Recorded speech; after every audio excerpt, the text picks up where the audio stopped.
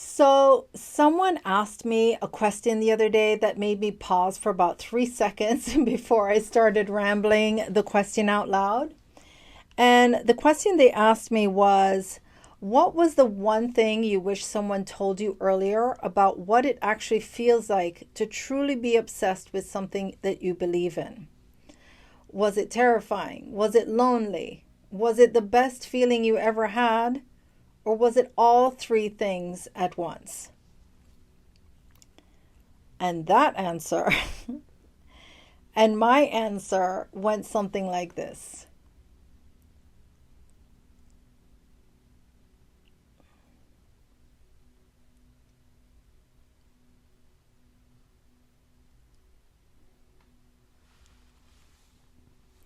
And my answer went something like this. I wish I knew how convicted I could be in something I believe in without walking on eggshells, afraid that people would think I was crazy. That the freedom of just speaking up and being myself, not hiding or beating around the bush, was right there waiting for me the whole time. I wish that I was strong enough to handle all the no's and like brave enough to even go for them over and over again without flinching. That there was something genuinely nothing to be afraid of.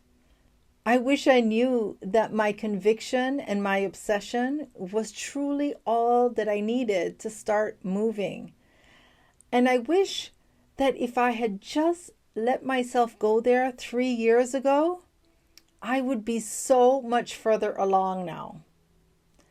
But it's never too late to finally get it, right? And that is exactly what today's episode is all about. Welcome back to Talks with Tal, the podcast with real conversations that break down how different businesses actually work.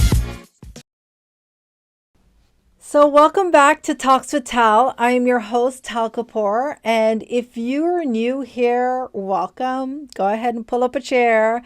This is a conversation, not a lecture. And we talk about real business, real decisions, and what it actually costs to build something that's yours. Today's a little different. Like I said before, I want to talk to you about obsession. Not in the scary, unhealthy, someone needs to check on you kind of way, but in the way that most extraordinary people who've ever built anything meaningful in this world have described it themselves. As the thing that simply could not turn off, the thing that followed them into the shower and sat across from them at the dining room table, whispered in their ear at 2 a.m. when they should have been sleeping. Because I have been thinking a lot lately about what separates the people who eventually break through from the ones who eventually give up. And I think it comes down to one question that most people are just too afraid to sit with honestly. So I wrote it down so I get it right. And here's the question. At what point does the person who loves you the most become the loudest voice telling you to stop? Think about that. We're going to come back to that question and more than once later on today because it will pertain to your journey, right? I want to tell you 3 stories today of 3 people who I think you already know about, but I want to tell you them in a little different way. Not the highlight version that you hear about all the time, and not in the victory lap version, but in the version that asks the questions most people never ask about success, okay? What did it feel like from the inside? So let's go. So this first person you know about, Kobe Bean Bryant. He grew up in a household where basketball was not a hobby. His father, Joe Bryant, was a professional player. And when they moved to Italy so that his dad could finish his career overseas, Kobe found himself in a foreign country, speaking a foreign language, surrounded by a culture that did not look like the NBA that he dreamed about when he was young. Most kids would have absolutely checked out by now. right? But Kobe became obsessed.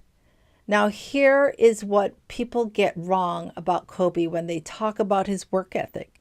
They turn it into a motivational poster. They talk about the 4 a.m. workouts like it was a discipline or a strategy or a productivity hack. They say things like, outwork everyone in the room, and slap his quote on the back of a billboard and call it inspiration.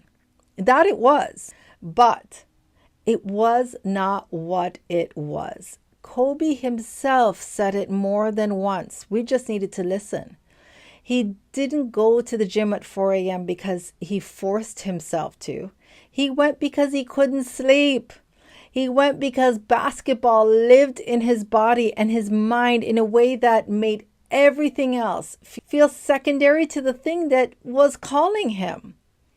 He would shoot until the gym lights went off. He would call teammates at midnight to talk through plays. He would study the footage of opponents. The way that people study for exams, they are absolutely terrified of failing. His coaches worried about him. His teammates sometimes resented it.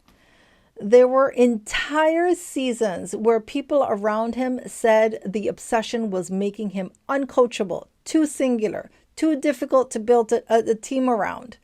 And here's the question I want you to sit with.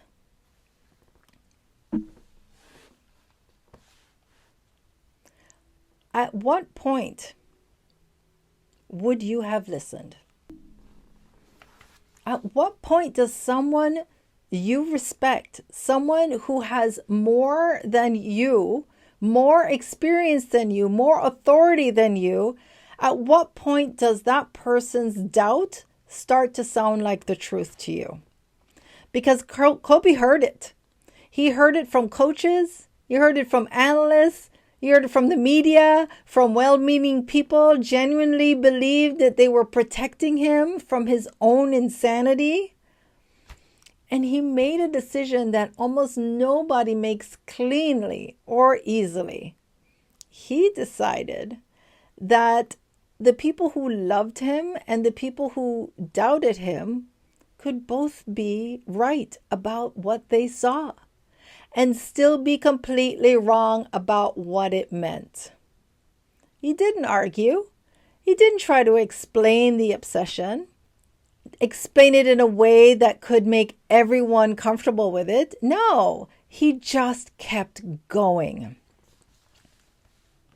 Let's see. 5 championships, 2 Olympic gold medals, 18 All-Star selections, an Oscar, and a legacy that rewrote what it means to make something so completely that the wanting itself becomes the work. He didn't win in spite of the obsession. He won because of it. I need you to understand something about Mel Robbins before I tell you where she is now, because most people discover Mel when she's already polished, right? Already on stage. She already is the author of the bestseller, already the host of the #1 podcast. And it's very easy to look at that version of someone and say, you know, of course she made it. Look at her, right? Duh. But that's not the Mel Robbins story that I'm going to share with you today. In 2008, Mel Robbins was waking up every morning and hitting the snooze. Not once, not twice, but over and over again. She was drowning in debt. Her husband's restaurant had failed. They owed hundreds of thousands of dollars, and the creditors were calling. She had a law degree that she wasn't even using. She had a marriage that was under enormous strain and had kids who needed her to show up, and she barely showing up for herself. She described that period of her life as waking up every single morning with a pit in her stomach, like her brain was at war with a version of herself that she knew she was capable of being. She knew what she needed to do, but she just couldn't make herself do it. And if you have ever been in that place, you know what it is. That longest feeling in the world. Not because nobody cares about you, but because you're watching yourself from the outside and you can't figure out how to get back inside, right? So here is where the story gets really interesting. Mel didn't have a dramatic breakthrough. She didn't wake up one morning transformed. What she had was a weird and almost an embarrassing little idea while watching a rocket launch on TV. She thought, what if I just counted backwards from 5 and launched myself out of bed before my brain had any time to talk me out of it? What a novel idea. That's it. That was the idea. 5, 4, 3, 2, 1, move. Now, most people would have tried that once and decided it was too simple to be real, and they would have just gone back to hitting the snooze button. And a lot of people in her life probably would have just agreed with that. This is your solution? Counting after a law degree, after everything, this is what you are bringing? Like, that's it? But Mel became obsessed with the idea, not because it was, super sophisticated, but because it worked. And she could not stop thinking about why. She wanted to understand the science behind it. She wanted to test it everywhere in her life, not just getting out of bed. She wanted to talk about it and teach it and give it to people other than the people who are standing in the same pit as she has been standing in, right? Her husband thought she was a little crazy, okay? And the publishing world was not beating down her door over this idea. For the first time, she gave a TEDx talk on it. It was a small venue, not the main TED stage, right? And she was not famous. She was just a woman with a crazy idea she could not stop believing in. She just wanted to share that. That talk show has now been viewed over 30 million times. 5-Second Rule became the #1 best-selling book, and Mel Robbins' podcast became the #1 podcast in the world. Not because she had the most impressive background, not because she had connections or capital or a head start even. She was 50. She had this because she had an idea that she could not stop obsessing over. And she refused to let people who love her the most talk her into believing that it was a small idea. And I kept thinking about that. What must it have felt like in those early years when the obsession was loud inside and the results were super quiet on the outside, when the gap between what she believed in and what she could prove was enormous? How many of us in that gap would have let someone we love and trust talk us into something plain or simple or even boring? How many of us have already done that? In 1998, Sara Blakely was 27 years old, selling fax machines door to door in Florida with only $5,000 in savings. $5,000, that was everything. She had an idea for a product that she genuinely believed could change how women felt about their clothes. She had noticed something that bothered her, that when you cut the feet off of the bottom of the pantyhose and wore them under white pants, they would give you a smooth line showing no panty line or no seam. She thought there has to be a version of this that is actually made for this purpose, made right and made well. Well, she spent a year trying to get someone just to listen.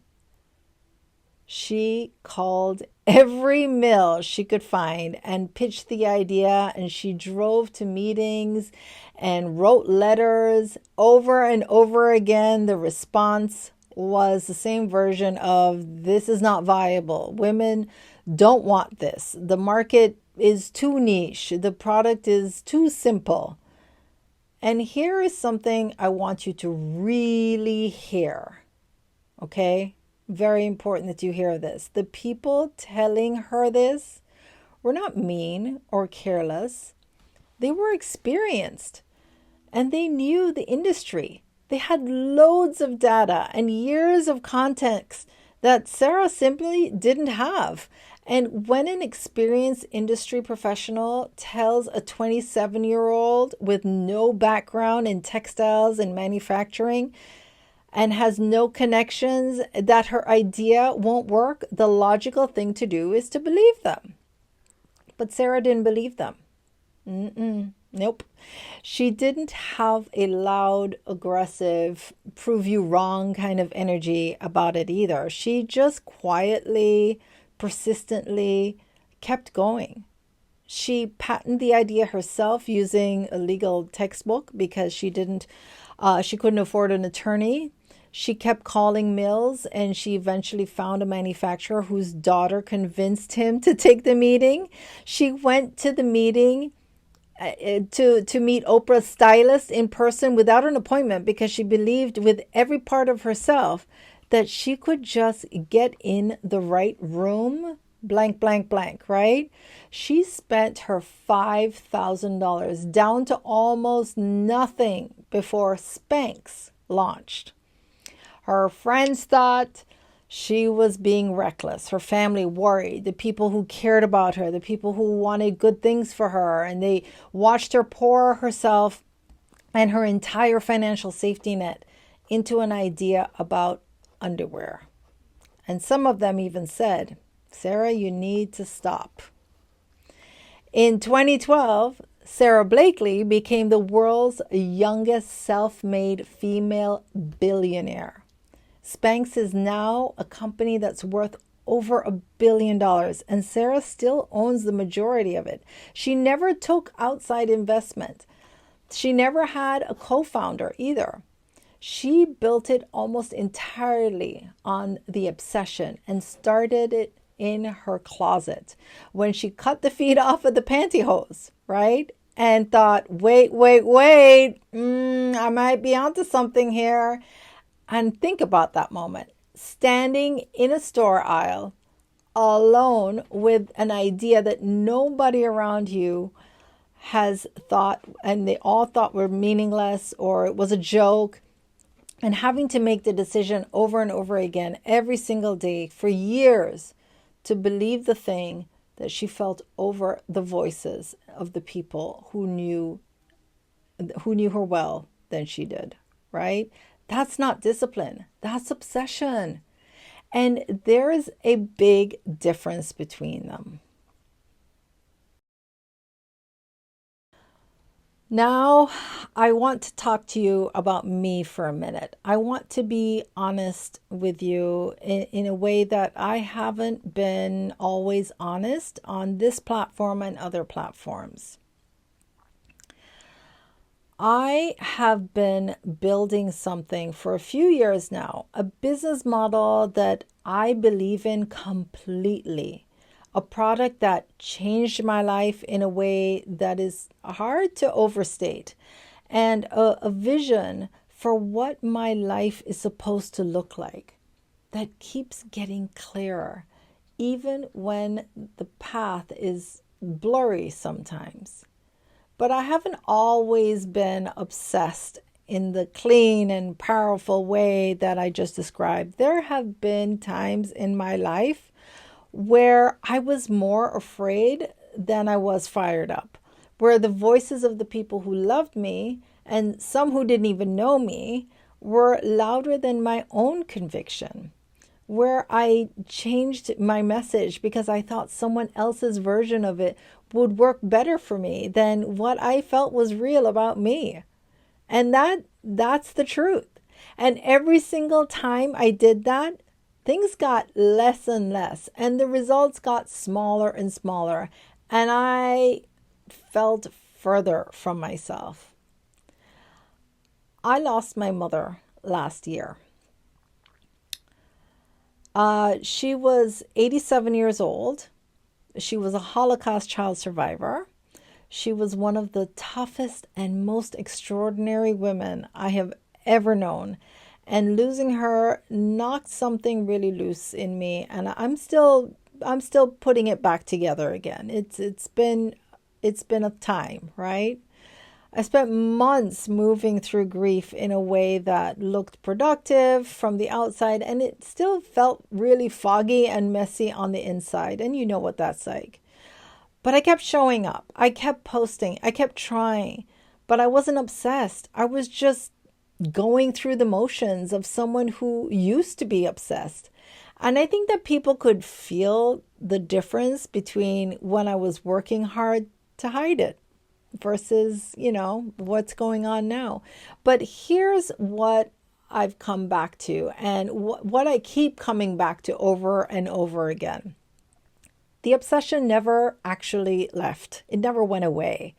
It just got quiet and got quieter under everything else, because even in the hardest time in my life, even when the grief was heavy and the results were super slow and people around me were questioning why I was still doing this, I could not stop thinking about my message. I couldn't stop believing in what I'm building. I would be a completely unrelated conversation in my mind, and that with someone, and my mind would drift off to my business and drift off to my audience and the people I could reach or haven't reached yet, or what I would say. It just constantly do that. That is what obsession feels like. It's not a moment. It's not a morning routine either. It's a permanent undercurrent that doesn't ask if it's okay to feel like this. It doesn't ask for your permission.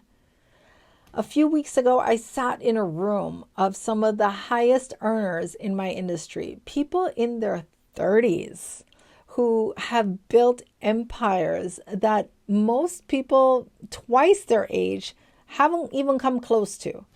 I watched someone I deeply admire reach a rank that nobody in the history of the company has ever touched. I sat in that room and somehow I expected to feel intimidated.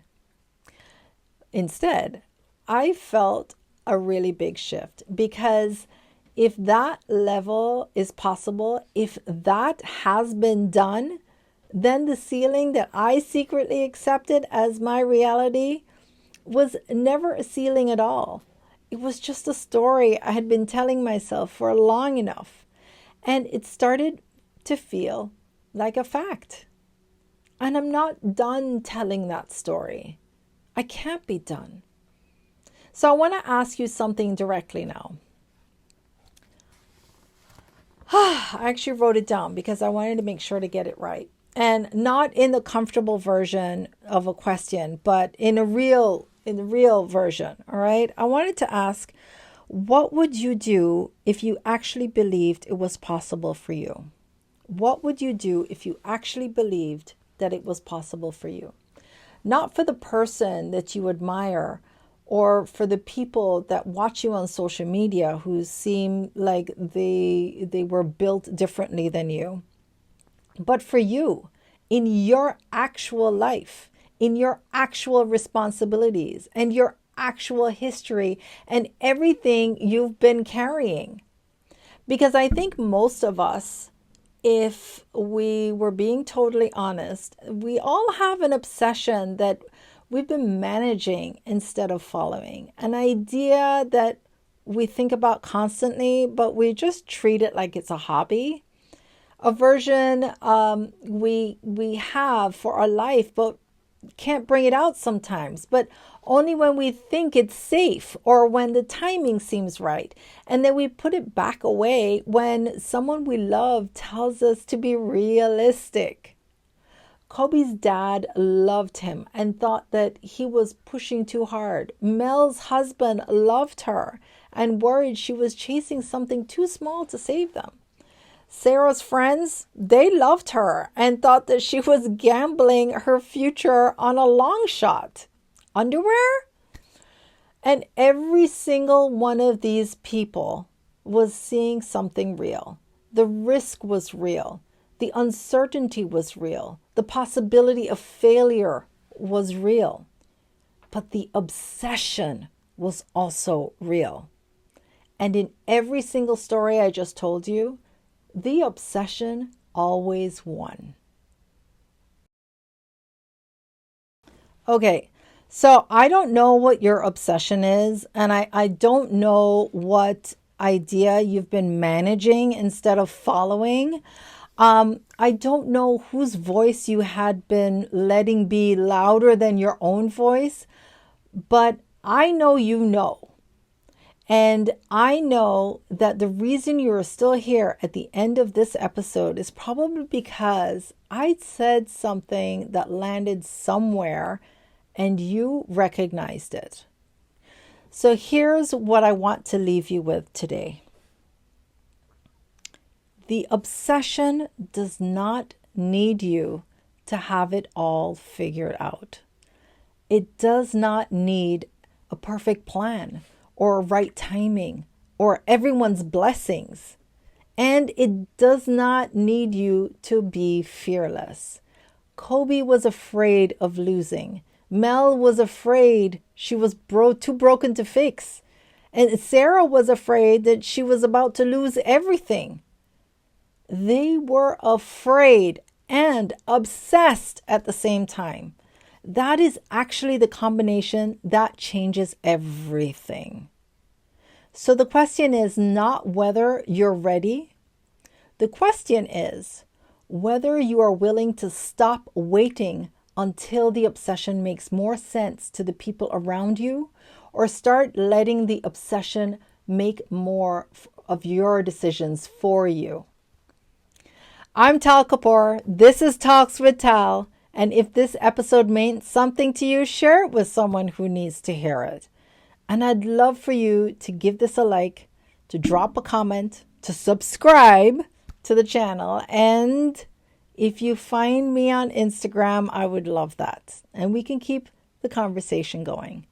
Thanks for spending time with me today. Now go and do the thing that obsesses you. Okay? Walk good and take care. Bye-bye.